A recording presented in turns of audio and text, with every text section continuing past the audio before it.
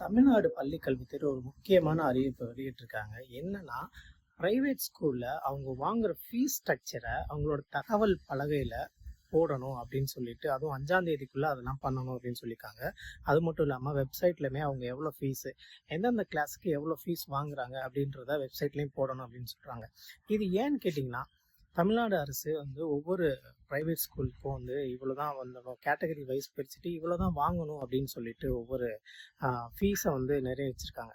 But தனியார் பள்ளிகளில் பார்த்தீங்கன்னா அதை காட்டிலும் கூடுதலாகவே வந்து வசூலிக்கப்படுது அப்படின்றது நிறையா பேரோட குற்றச்சாட்டாகவே இருந்துருக்கு. இது பல காலமாக இருந்துகிட்ருக்கு.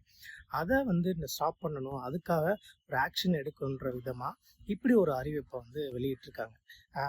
என்னென்னு பார்த்தீங்கன்னா, ஃபார் எக்ஸாம்பிள் ஒரு ப்ரீகேஜிக்கு இன்னைக்கு ஒரு நார்மல் ஸ்கூலில் 25,000 to 30,000 வாங்குறாங்க. பட் ஆக்சுவலாக அவங்களுக்கு அந்த ஃபீஸ் ஸ்ட்ரக்சர் எவ்வளோ அப்படின்னு பார்த்தீங்கன்னா 16,000 அந்த ரேஞ்சில் தான் இருக்குது.